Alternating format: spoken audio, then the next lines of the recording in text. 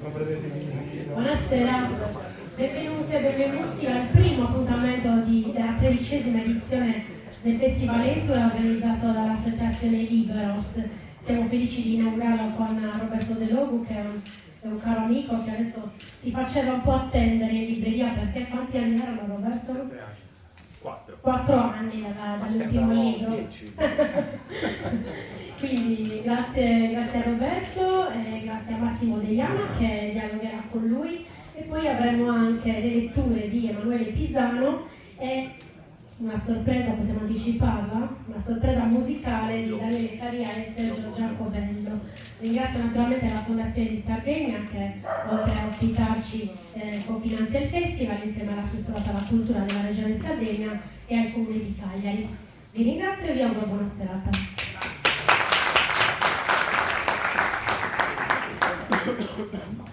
No, tutto il pezzo di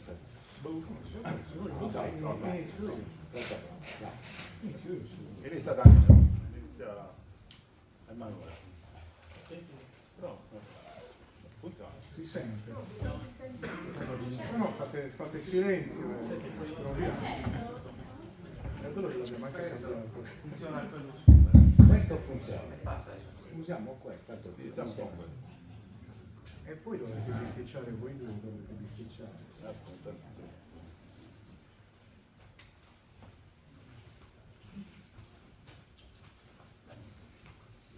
Nonno Armando. Nonno Armando era troppo giovane per essere rincoglionito quanto pretendeva. Concesso pure che i settantenni di allora non erano belli alti come quelli di oggi. Sì, è vero, spesso dimenticava dove aveva posato gli occhiali e li cercava nei posti più improbabili mentre accusava nonna di averli nascosti. Oppure fissava spesato il dispenser per ricordarsi se aveva preso la pastiglia per la prostata, della quale non perdeva occasione di proclamare l'efficienza, vantandosi di avere un'autoclave nelle mutande. Quando ci portava allo stadio, capitava che si alzasse dal sedile in curva nord per rivolgere il gesto dell'ombrello al settore di tifosi ospiti e invidia contro la squadra di turno, della quale però non ricordava mai il nome, e quindi rimaneva in piedi con le braccia alzate, mugugnando qualcosa di incomprensibile, e fino a quando poi vi rinunciava e si sedeva avvilito. Qualunque tempo facesse, al tramonto, andava a fare una passeggiata in spiaggia e si immergeva con l'acqua sino all'ombelico, rimanendo incantato a guardare l'orizzonte. E se ne stava lì, saltellando sul posto, finché non faceva buio, e più di una volta nonna Schiavina ha dovuto chiedere l'aiuto di un passante affinché lo raggiungesse in mare per rompere quell'incantamento e lo convincesse a tornare verso riva. Una sera si perse nei vicoli della marina e chiamò nonna con la scusa che si era storto una caviglia e che mandasse qualcuno a riprenderlo. Noi lo ritrovammo tutto allegro, seduto in uno sgabello fuori da una bottega di spezie mentre giocava a domino con un signore pakistano. E poi a casa rimase tutta la sera abbacchiato sulla poltrona, e quando si alzò per andare a dormire senza cenare, la caviglia funzionava benissimo. Ma si trattava di piccole cose comunque, quelle importanti mi pare che le avesse bene in mente, tanto più che a quanto mi diceva mamma, nonno, cioè suo padre, è sempre stato un tipo originale, quindi era difficile capire quali delle sue stranezze fossero dovute all'età e quali invece fossero figlie di un'indole fantasiosa. E proprio il giorno del suo 70° compleanno gli venne un'idea poco festaiola di avviare la pratica per ottenere l'indennità di accompagnamento. E qualche settimana dopo, quando venne la dottoressa dell'INPS per visitarlo, una bella signora, tanto distinta quanto sospettosa, trovandolo in buona forma, malgrado le pantofole spagliate e il pigiama con la braghetta aperta, gli domandò se avesse qualche patologia latente, che so, un Alzheimer non conclamato, una depressione o un Parkinson incipiente. No, dottoressa, no, sono solo mezzo rincoglionito, puntualizzò nonno senza vergogna. L'età, come vede, è l'arteriosclerosi, vero sono vero, non perdona. E di sicuro non giovò alla causa previdenziale lo sguardo di nonna Schiavina, che assistette alla visita in silenzio, poggiata allo stipite della porta d'ingresso del salotto buono con un sorrisetto beffardo e le braccia conserte sul grembiule della cucina. Va bene, le faremo sapere, tagliò corto l'esaminatrice con l'espressione di chi ha fatto il militare a Cuneo. E quell'anno l'accompagnamento non glielo diedero, ma la dottoressa lo giudicò male, non la voleva imbrogliare.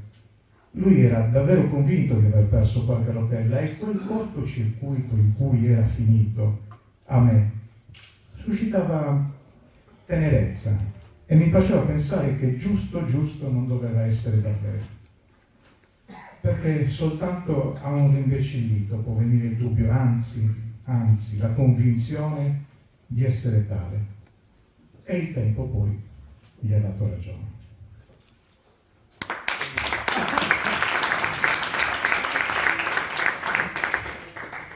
Vabbè, e qui insomma questo libro potrebbe apparire una appassionante ma anche già letta, forse anche scontata saga familiare, no? Pieno di saghe familiari, no? Questa dei Tanchis. Nell'incipit del racconto di Roberto all'inizio dice qui ci racconta di nuovo davvero complicate parentele, invece dopo poche pagine che sono doverose perché ti devono inquadrare socialmente, geograficamente e anche genealogicamente, anagraficamente tutta una complicata famiglia, un nonno, una nonna, 7 figli, uno stuolo di nipoti barra cugini, eccetera, eccetera. È sbrigata quindi questa pratica di dirci chi, come, dove e quando. Roberto, e qui provo a fare, come dire, il critico letterario, non essendo ovviamente, quindi un tentativo molto buffo, però devo dire che Roberto si avventura in profondità generalmente di difficile esplorazione, difficili, intime, anche faticose. E io questo gliel'ho detto appena ho avuto il piacere e l'onore di avere in anteprima questo libro. E siccome mi è stato affidato quindi questo onore e onere di presentarlo, mi arrogo il diritto, poi pronto ad essere smentito da gente che ne capisce più di me, che questa quinta fatica di Roberto, secondo me, è quella migliore di sé. Noi ci vuole stare. No, migliore di sé, fino a oggi. Per complimenti. Fino a oggi. Possiamo Andare in pensione. Ragazzi, Ma lo è perché rispetto alle altre quattro fatiche precedenti, tutte assolutamente, come dire, gradite e che ogni tanto riprendo in mano quando voglio sorridere o riflettere, comunque è quella che è più profonda, forse anche ha uno stile narrativo un pochino più faticoso dal punto di vista proprio della riflessione, e suscita anche delle emozioni e ci pone anche degli interrogativi. Roberto, con un pretesto, lo dico, non è che voglio spoilerare come dicono i giovani, no, però con un pretesto appena credibile mette insieme una compagnia di giro abbastanza improbabile, quindi un nonno, uno zio, un nipote e un cormorano, su un altrettanto improbabile barca per un altrettanto improbabile viaggio, che è un viaggio dichiaratamente di formazione. Perlomeno lo è per Massimottu, che è il, come dire, il protagonista o il narrante di questo libro, ma forse direi un viaggio di formazione, un'avventura di formazione prima. E questo puzzle di umanità che mette insieme umanità, anagrafe e anche un puzzle di stabilità mentali diverse, perché ognuno a suo modo, compreso il cormorano, sono personaggi abbastanza, come dire, fuori dal comune, e ci portano con leggerezza, quasi inavvertitamente ma volutamente, a sondare di abissi di complessità particolarmente difficili, quindi di profondità esistenziale. Ho provato una sensazione rara dopo averlo letto la prima volta, perché volevo sapere un attimino così chi vinceva, chi perdeva, come andava a finire, quindi la storia è molto breve, la racconta molto bene nella quarta di copertina, insomma quello che succede è tutto lì. e come succede, che cosa pensa la gente. Ecco, Roberto ci prende per mano e ho provato una sensazione rara, la seconda volta che l'ho letto con più attenzione, di cimentarmi con temi così complessi senza l'angoscia e la fatica che si ha normalmente quando ci si deve confrontare con fondamenti dell'esistenza. Di questo io credo che dovremmo essere tutti grati a Roberto, perché in questo secondo me risiede uno dei principali valori di questo cimento letterario. Per esempio, non voglio sostituirmi al bravissimo lettore, no? Però giusto per capire e per dire che siamo a pagina 14, quindi neanche, come dire, al primo capitolo del libro, nonno Armando, ormai il citato e noto protagonista del libro, o comunque coprotagonista, dice: adesso si è arrivati al paradosso che se uno ha ancora le forze si può accoppare col metodo che preferisce, ma se perde il treno e finisce in uno stato di inabilità, cade nelle grinfie delle persone meno adatte a decidere del suo destino, i figli, che pur di tenerlo in vita sono capaci di fargli soffrire le pene dell'inferno in vita. Ovviamente è un vecchio mezzo rincoglionito che dice queste cose a tavola apposta per, come dire, suscitare lo scandalo dei commensali, soprattutto non particolarmente avvezzi a questo tipo di discorsi. Però qui ci mette di fronte ovviamente a dei temi che sono di una difficoltà, di una fatica particolarmente evidente. E Roberto riesce a fare tutto questo con, come dire, un mezzo sorriso, senza prendersi troppo sul serio, come del resto, come dire, è nelle corde dello scrittore. Questo è il pezzo serio, diciamo così, della riflessione, potete capire che serietà, però che ho provato a fare. Devo dire la verità che quando Roberto mi ha chiamato per dirmi ti dai una lettera a questo libro e mi dai una mano, io sono sentito molto, come dire, molto felice, molto onorato, molto grato per questo, diciamo, compito che mi è stato affidato. Però la tentazione di cimentarmi in un esperimento con pochi, sebbene autorevoli precedenti, è stata forte, cioè volevo provare a presentare questo libro senza averlo letto. Ci ha provato anche un ex ministro della cultura a fare un festival letterario, quindi perché io no? Però quindi solo usando, come dire, la conoscenza dell'autore, ma poi ha prevaso la volontà e anche la, come dire, come possiamo chiamarla, anche la vanità di non stroncare sul nascere questa mia nuova carriera di presentatore di libri, anche se devo dire che alcuni fondamentali ispiratori dell'uomo Roberto De Logu sono talmente prepotenti che avrei scommesso con successo di trovarli nel libro. Diciamo che ho fatto la scommessa al contrario, ho detto secondo me ci sarà questo e quest'altro. Già per esempio, come dire, il nome del protagonista, Massimottu, che è il modo con cui affettuosamente Roberto chiama sia il fratello che me, e quindi tutti quelli che si chiamano Massimo qui presenti, compreso che quell'altro ragazzo lì, sei Massimottu qui, cioè non è che funziona così, è Massimo. Poi però, per esempio, ci sono delle cose, ne cito alcune perché non voglio spoilerare, però bellissimo, no? La versione di Roberto De Logu, quasi violenta, nei confronti delle piscine. In generale e soprattutto nei confronti delle piscine che vengono costruite da quelli che non sono di Cinisello Balsamo, dice Roberto, e che si costruiscono le piscine nella casa al mare. In Sardegna, perché poi la casa al mare forse sull'Adriatico potresti anche pensare di. E quindi per esempio dove sei qui?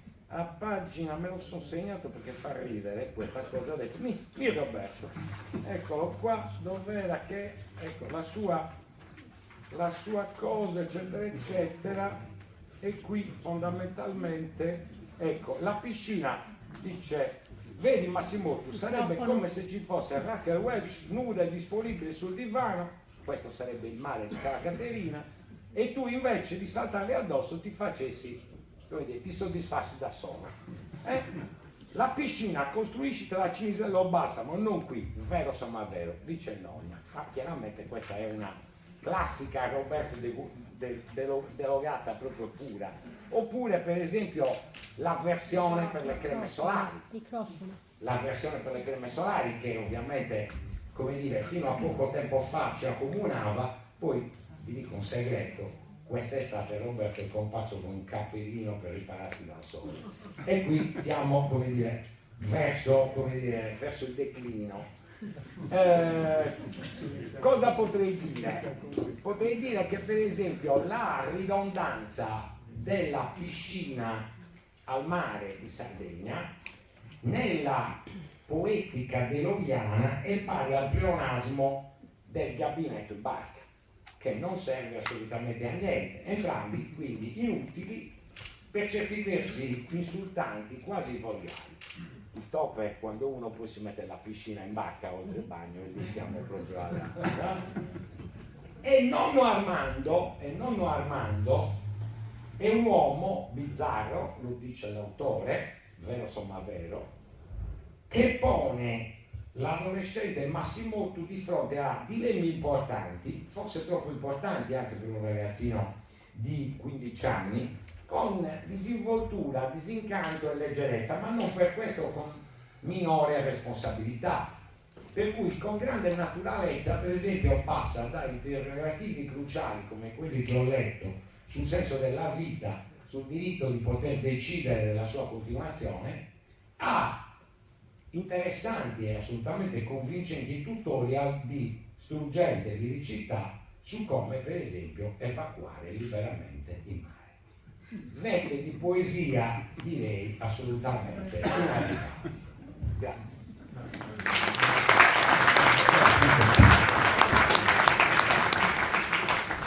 È la domanda poi. Di quello che vuoi, argomento a piacere. Allora, ho cercato di scrivere stavolta un libro allegro, perché l'ultimo libro che avevo scritto era un libro molto molto faticoso, sia da presentare che da commentare, perché era la storia di un suicidio. Quindi mi sono trovato a fare queste presentazioni che sono state veramente faticose, perché ogni parola giustamente andava soppesata.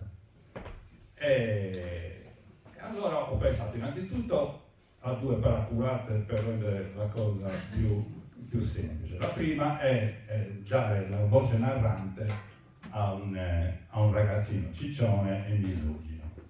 Perché è una paracurata? Se tu scrivi un libro dicendo di essere, cosa ne so, un professore universitario prestato all'autorità portuale, uno che legge il libro incomincia a si mettere gli occhiali, la matita rossa, aspetta questo lo frego io, e quindi qualsiasi cosa uno dica va a controllare, gli fa dei punti. Se invece la voce narrante è un ragazzino ciccione, misogino e simpatico, chiaramente gli puoi concedere di dire qualsiasi fesseria che nessuno ha il coraggio di smettere. La seconda paracurata è quella di usare un argomento in cui si potesse dire qualsiasi cosa senza correre il rischio di venire contraddetto. Gli argomenti in natura di questo tipo sono tre. Il calcio. Tu di calcio puoi dire qualsiasi cosa e nessuno può dirti il contrario, perché addirittura degli si parla di qualsiasi cosa e nessuno può contraddire. Secondo è l'amore. Ognuno l'amore lo vive come gli pare, e io scrivo un libro, l'amore come un minuto, ma in tutto scrivere l'amore come il balcone, l'amore, è una maniera per uscirne se ne trova. E terzo argomento è l'amore, visto che nessuno è tornato indietro, tranne Lazzaro, ma senza che abbia spoilerato niente, anche sull'amore si può dire tutto quello che... Allora ho deciso di scrivere questo libro proprio, diciamo che l'elemento essenziale è l'amore, però volevo fare in maniera divertente, perché dopo la fatica del precedente libro volevo appunto che fosse una cosa divertente, anche perché i tre protagonisti dei libri sono un ragazzino, abbiamo detto, di 15-16 anni. Poi c'è uno zio che ha intorno ai 40 anni e il nonno che ne ha una settantina. Io, scrivendo il libro, mi sono trovato... Il cormorano. È il cormorano. Il cormorano che ha portato via il posto a Pistis, perché io in ogni libro che scrivo ci metto il mio cane, il Pistis. E infatti originariamente il compagno di viaggio era Pistis, finché un giorno sono andato a pescare con Federico, mio amico, dietro l'isola di Carloforte, e mi sono trovato un cormorano con il ciuffo che mi guardava. E allora io ho guardato lui, e ci siamo guardati almeno per mezz'ora, e ho detto no, questo lo devo mettere nel libro. Allora questo ciuffo strepitoso, perché poi c'era una maestra, si girava e il ciuffo si scomponeva, poi si rimetteva dritto e il ciuffo tornava. Bellissimo, non abbiamo avuto un tipo Bobissolo, infatti il cormorano nel libro si chiama Bobissolo. Tutto attaccato. Tutto attaccato, Bobissolo.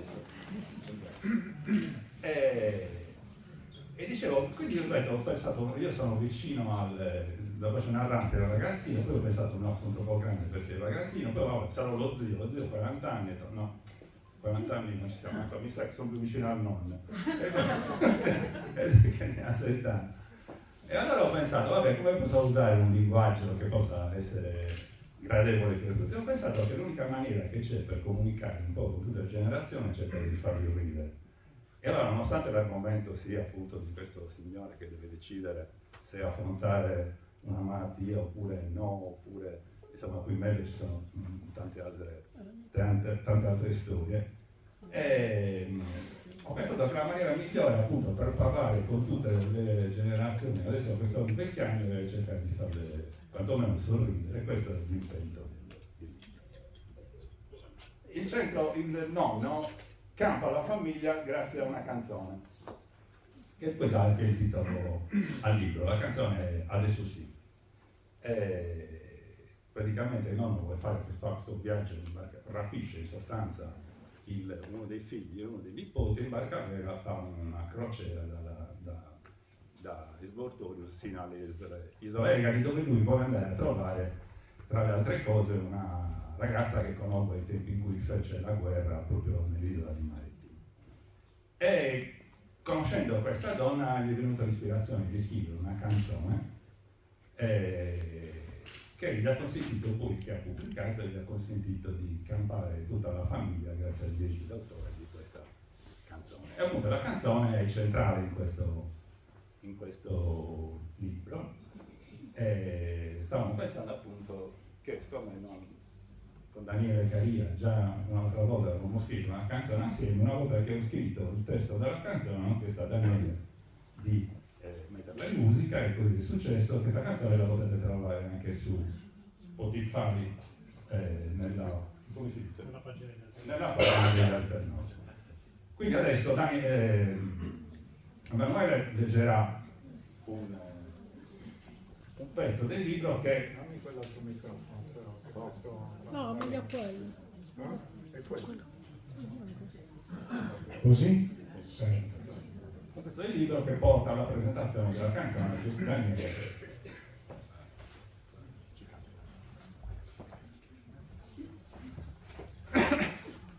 Allora, abbiamo già parlato dell'equipaggio della barca, no? Come è composto questo equipaggio un po' eccentrico, che arriva finalmente in quest'isola delle Egadi a trovare questa persona, questa famiglia. E gli ospiti, i siciliani, poi vogliono appunto fare gli ospiti veramente e invitano tutto l'equipaggio a cena in un locale. La cena è molto allargata perché ci sono anche parenti della famiglia siciliana, figli, generi, nipoti. E succede questo. Giunti al termine della cena, i commissari smisero un po' di formalità. Gaetano si tolse la giacca e Alberto, uno dei generi, allontanò la sedia dal tavolo per accavallare le gambe. Io mi rimboccai le maniche della camicia e Zazà sbottonò la sua, mostrando senza vergogna il petto rachitico. Di sua benedetta iniziativa Mimmo portò a tavola una cassata e una bottiglia di moscato della vicina isola di Pantelleria. A noi ragazzi spettò anche un'enorme granita fatta con i limoni del giardino. Mi ha detto Carla che sei un musicista. Con il solito riguardo Gaetano portò il discorso nel campo più consono all'ospite. sai Armando, nel mio piccolo anch'io mi diletto a canticchiare, ma purtroppo non ho una grande voce, temo anzi di essere un poco stonato. Mi arrischio solo con le canzoni siciliane, quelle del repertorio classico, ma solo in compagnia di amici e di compagni. Beh, sì, cerco anch'io di portare avanti un'onesta carriera di musicista, ma anche io canto per lo più canzoni folk, alcune del classico repertorio sardo e qualcun'altra scritta da me. Ah, bene, si intromise Carla con entusiasmo. Allora, se si riuscisse a rimediare una chitarrella, certo che si riesce, confermò Gaetano, che era evidentemente un abitué del locale. Mimmo, per favore ci porti la chitarra? E poco dopo il cameriere tornò con la chitarra. Nonno la prese in braccio, come se fosse una creatura. Accarezzò le corde con dolcezza, dal basso verso l'alto, mi, si, sol, re, la, mi. Qualcuna la tirò maneggiando con sicurezza le chiavette e qualche altra la allentò. E appena si fece un perfetto silenzio, si insinuò tra gli spettatori il flebile suono di un arpeggio. E dopo un paio di battute il nonno iniziò a cantare.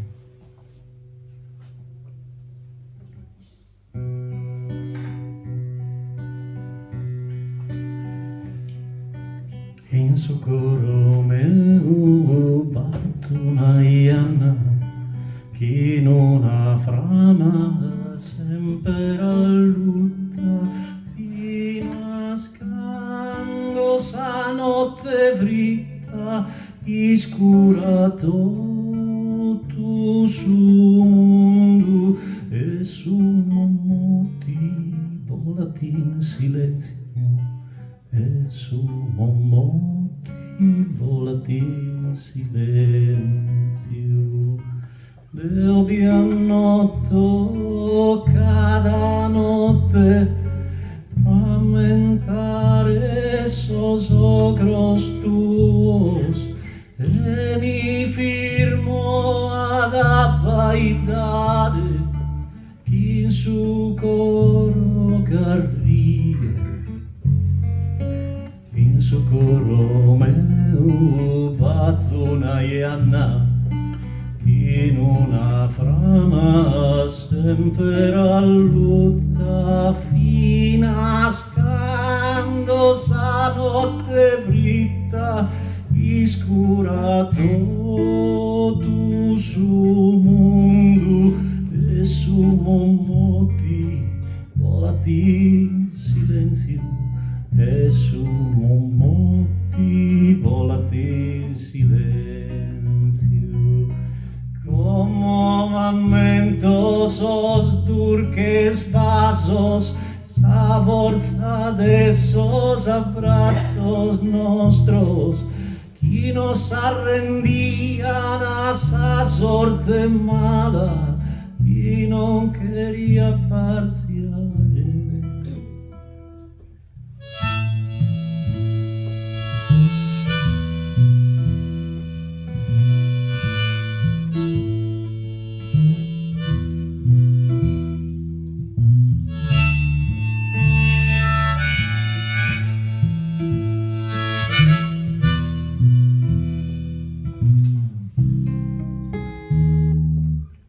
Si su sole si quis tutar e totus sos fogos de esa terra si abarraia tu luminu ai su mare di agalucolare pro allucolare sacra tua in socorro meu batto una ianna che non ha frama sempre allutta fino a scando sa notte fritta iscura tutto su mondo e su momoti volati in silenzio e su momoti volati in silenzio.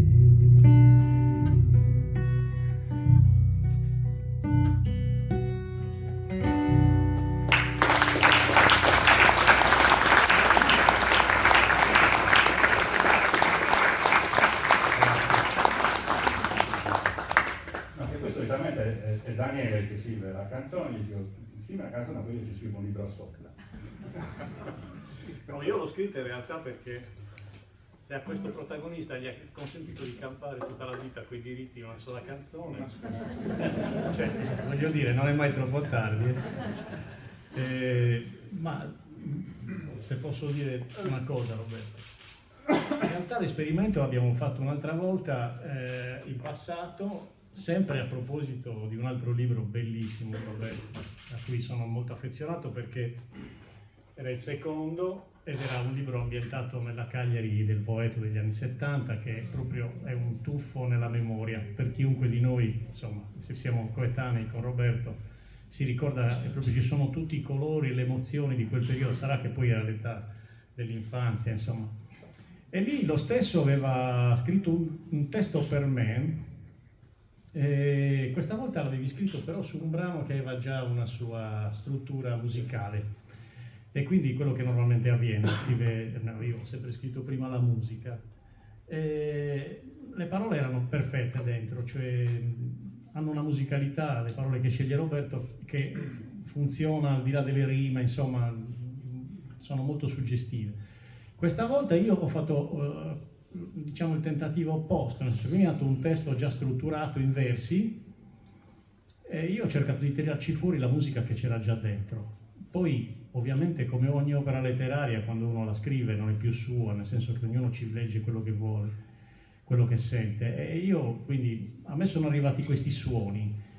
Ecco, secondo me quello che bisogna cercare di fare è proprio affidarsi all'emotività, ecco, a quello che le parole suggeriscono sul piano proprio istintivo, senza fare ragionamenti, ma forse ci vuole una cosa più ruffiana, una musichetta. A me ha dato questa idea qui, è una musica folk, come ha detto anche Emanuele quando ha letto la parte, e lui è un musicista folk e infatti ha scritto questo pezzo in sardo. Era la prima volta che mi trovavo a fare questo tipo di esperimento. Avevo scopiazzato tante volte le canzoni di altri artisti, ma non avevo mai scritto niente che riguardasse il sardo, neanche questa volta, per la verità il testo l'ha scritto Roby, però ecco, la musica cerca di rispettare alcuni canoni anche di quel genere lì. Non so se sono riuscito a trovare quella che poteva essere la musica veramente scritta dal nonno, però secondo me il suo mondo dentro, a me sembra che ci sia il mondo di questo anziano signore. Bene, finito.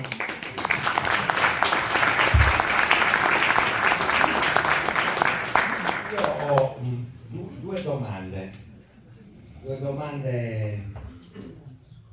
vere. La prima è questa: Roberto in tutti i suoi 5 libri ha, adesso a parte le battute, raccolto e usato a piene mani, diciamo, pezzi della sua storia, poi in parte, come dire, riletta come quella di tutti noi, no? Con gli occhiali un po' da presbite, quindi tutto quello che è successo quando avevamo dai 15 anni in poi diventa quasi epico, un po' perché diventiamo tutti, no? Ciascuno di noi è un laudato temporis appi, quindi tutto diventa leggendario, e in tutti i libri di Roberto c'è un pezzo di questa storia. Io ho questa casa di Smortorius, o comunque nel litorale, diciamo, di Levante, rispetto alla città di Cagliari, ne ho sempre sentito parlare, e succedevano cose che poi ogni anno aumentano, cioè il numero di cugini sono sempre di più,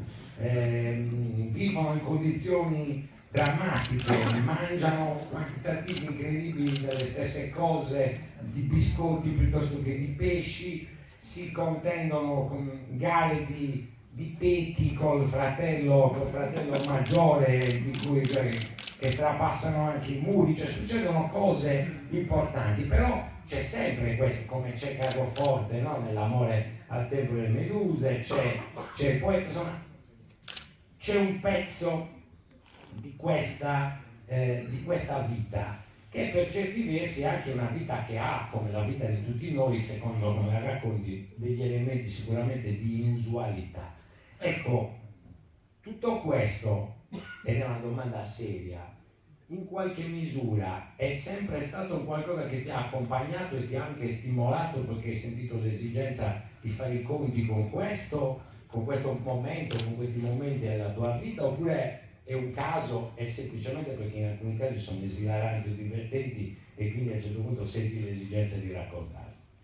In realtà è una cosa alla quale io cerco di resistere in tutti i modi, perché uno poi Garibaldi e allora ha avuto una vita eccezionale, giusto per la racconti, oppure è difficile che ciascuno di noi abbia avuto un'esistenza particolarmente interessante per gli altri. Ovviamente ci sono tanti episodi della mia infanzia che a me sembrano epici, sembrano fantastici, in realtà sono degli episodi assolutamente normali e la tentazione appunto iniziale di infilarci in queste cose solitamente la combatto a modo, c'è Daniele Cunio qui presente, che sta ridendo come un matto adesso perché quando gli ho presentato un suo libro gli ho detto sì, però non devi scriverli quando sei ragazzino, perché in realtà poi ci caschiamo tutti in queste cose perché effettivamente sono episodi che a noi sembrano fantasiosi, non lo sono. Allora cerco sì di usare quelle ambientazioni perché mi ci trovo ovviamente a mio agio, ma evito di raccontare fatti veri, perché grosso sommato i fatti veri sono quelle mezze avventure del ragazzino che capitano a tutti. Sono belline per se lo legge un cugino, se lo legge un amico che mi ha visto crescere, ma io immagino che la gente che legga un libro non abbia interesse di sapere di come andare a fregare i fichi dal vicino o come pescare un mucchio, insomma sono cose. Secondo me appunto io cerco per quanto mi è possibile di resistere alla tentazione di infilare questioni personali. Poi invece un'altra domanda, questa forse come dire un po' più seria, che è questa. Nonno Armando ha già detto, come dire, premettendo che era mezzo ricoglionito, poi non so se la parte più ricoglionita o quella più sana, comunque faceva questo tipo di discorsi. E un paio di volte, diciamo sicuramente almeno una volta, cerca, come dire, di dare seguito a questa sua ambizione, diciamo così, di autodeterminazione. E Massimottu una volta scambia, come dire, confonde, come dire, il desiderio di liberarsi dalla vita dal desiderio, come invece era semplicemente il desiderio di liberarsi di un po' di prodotto interno lordo, cioè il nonno era andato al largo per evacuare e quindi Massimottu arriva in un momento poco opportuno. Un'altra volta invece deliberatamente il nonno cercava ovviamente di dare seguito a questa sua determinazione e in qualche modo Massimottu, come dire, con molta delicatezza non lo prende di peso, però come dire rimane fino a quando questo tipo di determinazione viene meno. Poi dopodiché però Massimottu invecchia, Massimottu cresce e non Armando invecchia. E c'è una delle fotografie finali di Massimottu che va a trovare nonno Armando e nonno Armando è esattamente in quella condizione in cui non sarebbe voluto essere.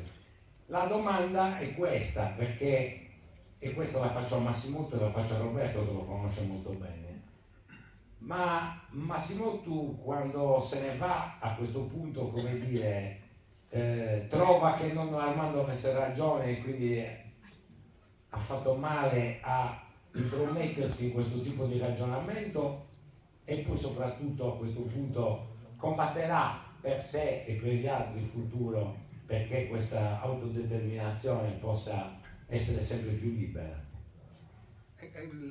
La risposta in realtà non c'è, perché probabilmente la stiamo ancora cercando questa risposta. Nel senso che il protagonista di questo libro, nonno Armando, capisce quello che gli sta succedendo e quindi fa anche questo viaggio in barca a vela col suo figlio preferito e col suo nipote preferito proprio per cercare di trovare una soluzione. Poi quando arriva il momento fatidico succede che il nipote gli dice: io devo fare il mio mestiere di nipote, ti devo impedire di fare quello che tu vuoi, tu fai il tuo mestiere di nonno, che è quello di evitare di traumatizzare. Però c'è un'aggravante perché il nipote diventa medico, quindi c'è un ulteriore, come dire, un ulteriore dovere morale, no? A prescindere da quello del nipote. Infatti la tragedia nella quale siamo impantanati è proprio questa, che non c'è nessuno che può decidere, nel senso che chiaramente la persona interessata nel momento in cui non è più capace di intendere di volere non può prendere la decisione.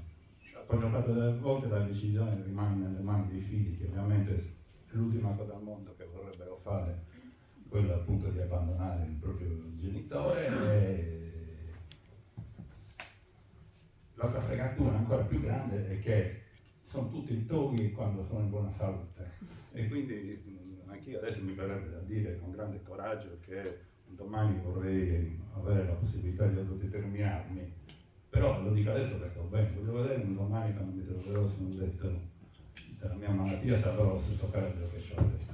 E insomma il senso del libro è quello che tutto sommato non c'è una risposta e non c'è un metodo. E purtroppo ognuno deve fare il suo mestiere. Il vecchio deve continuare a combattere e i figli, i parenti, gli amici devono aiutarlo a combattere. Però per sollevare, come dire, questo velo un po' di malinconia o anche di serietà, voglio dire che tutto questo è contenuto in un gradevolissimo pomeriggio che uno si può ritagliare veramente in una comoda poltrona spegnendo magari la TV di sottofondo, perché come ho detto prima e non lo ripeterò oltre, si viene accompagnati in un percorso, come dire, non semplice e non sempre agevole, perché sono domande faticose, riflessioni faticose che comprendono anche il nostro futuro di persone che ormai, come dire, sono sicuramente una parte avanzata del secondo tempo della partita, ma anche per esempio nei confronti dei nostri cari, insomma sono tematiche difficili, il tutto con una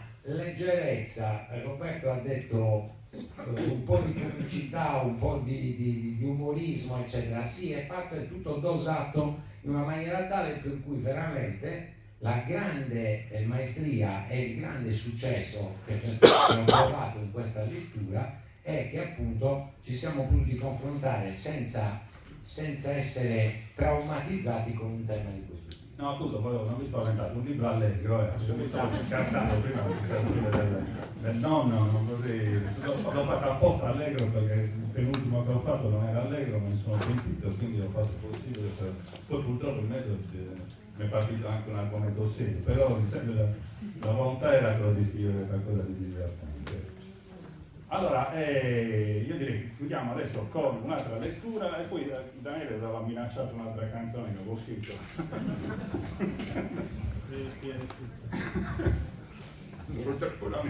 Purtroppo lo costringo a cantare le mie canzoni e quindi ecco qui, facciamo la lettura finale e la canzone finale. Perché si parla anche di gente che va per mare in questo libro e si parla anche di vela. E l'equipaggio deve ritornare verso la Sardegna. Tenuto conto che avevamo navigato tutta la notte, dovevamo trovarci ad una trentina di miglia dalla costa siciliana.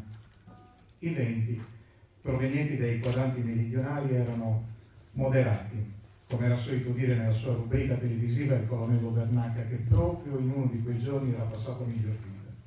Una dozzina di nodi soffiavano caldi e costanti. Il bollettino meteorologico però non era benevolo, anzi prevedeva dei rinforzi nel pomeriggio e c'erano buone probabilità di incrociare una perturbazione. E infatti dopo pranzo lo scirocco prese di prepotenza il posto del Grecale, costringendoci così ad una faticosa andatura di poppa che, nonostante avessimo preso 3 mani di terza rovi, faceva planare schiavina sulle onde, esponendoci al rischio di improvvise strambate. Annunciato da un'incudine di nuvole nere uscite da un dipinto fiammingo, illuminato a intermittenza da fulmini minacciosi, un groppo ci raggiunse nel primo pomeriggio. Alcuni minuti di quiete, profumata dalla pioggia che preannunciava l'arrivo della tempesta, ci permisero di assumere per tempo le opportune contromisure. Ammainammo le vele, indossammo le celate di salvagenti che assicurammo ad un'improvvisata lifeline, chiudemmo gli oblò e lo steriggio, fissammo le bottiglie di vino in dispensa e consentimmo l'ingresso di Bobby Solo nel pozzetto. La buia non tardò ad arrivare Noi procedevamo lenti, pregando che il motore non ci piantasse in asso.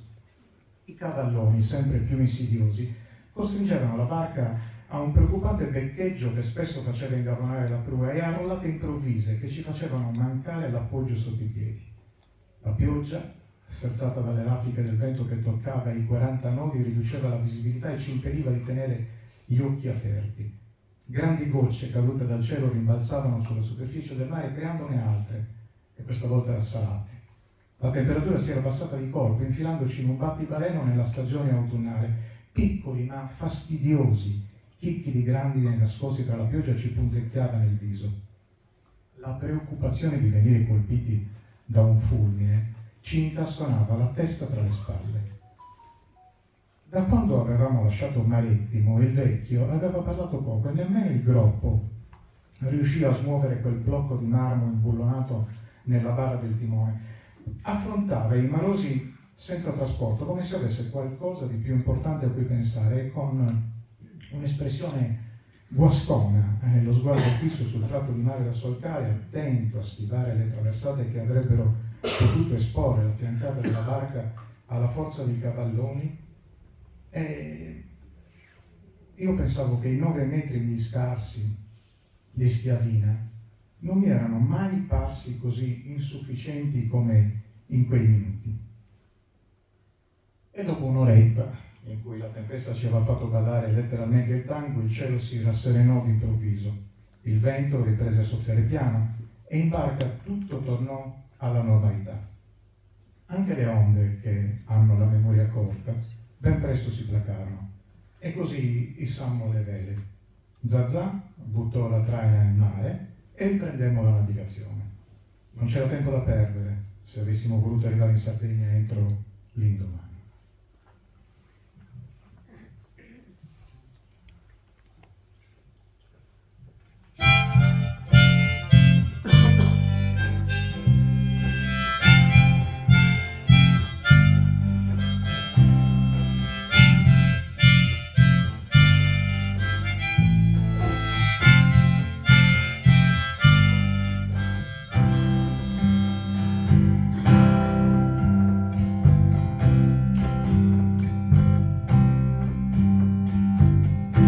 Come il solito vento che allontana le cose più lievi, un pugno di sabbia, una foglia, le gocce sull'onda, non sposta i capelli sulla fronte come l'eroe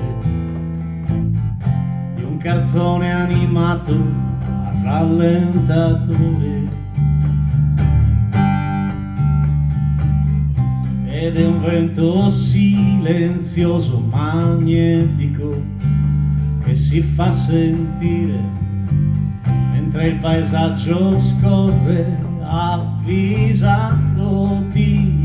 che non sei fermo dalla superficie cupa del mare profondo. Salirà un'aria tiepida a seccarti il volto.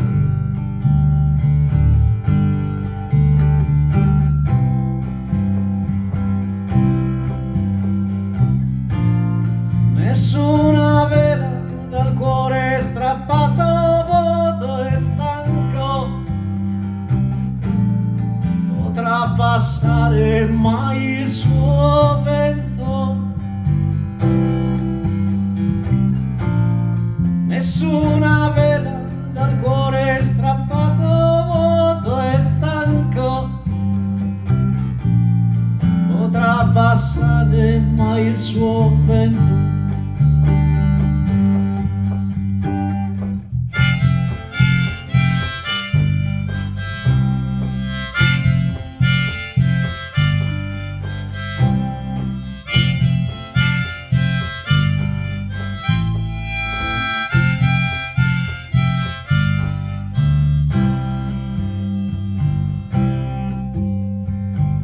Capita di trovarsi a tornare negli stessi posti,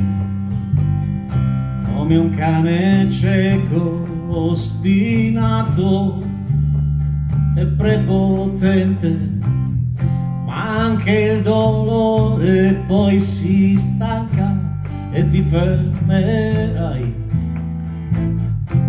stringendoti i polsi in ginocchio nell'acqua. Riprenderai a sorprenderti degli occhi di un bambino concentrati sul suo castello assediato da draghi immaginari, e le guance si stringeranno fino a farti male, riscoprendo che bel gusto c'è a sorridere.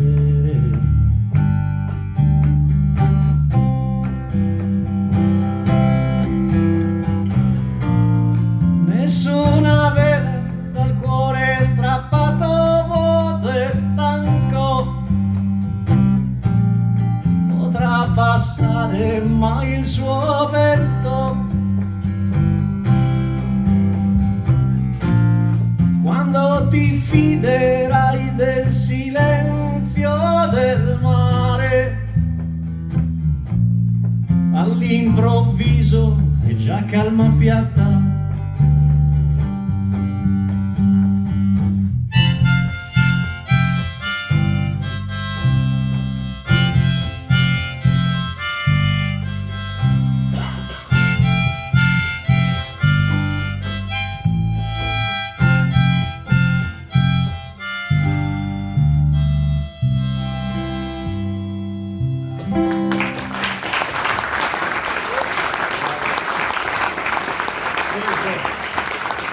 Fondatore del gruppo degli Alternos, con cui ci trastulliamo da una ventina d'anni con gli strumenti, Sergio Giacobelli.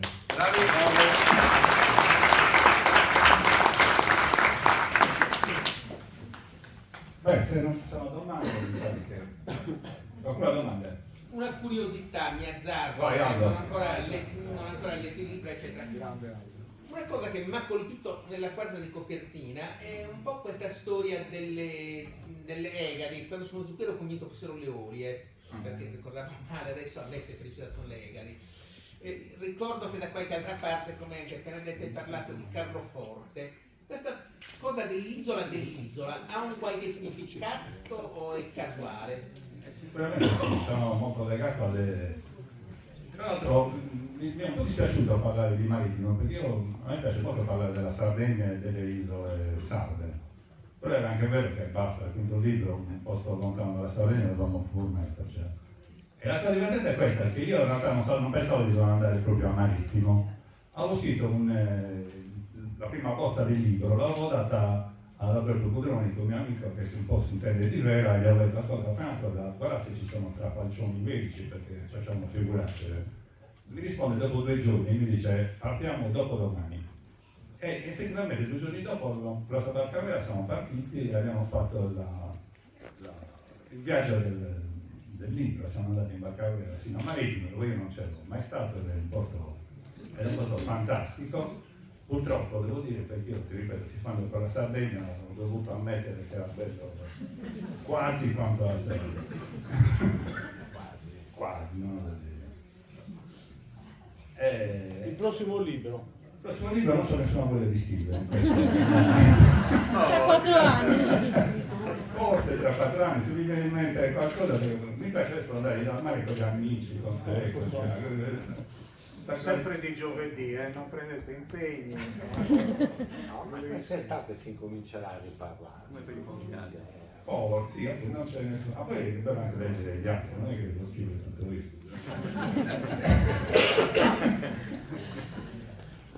Va bene, grazie di tutto. Grazie.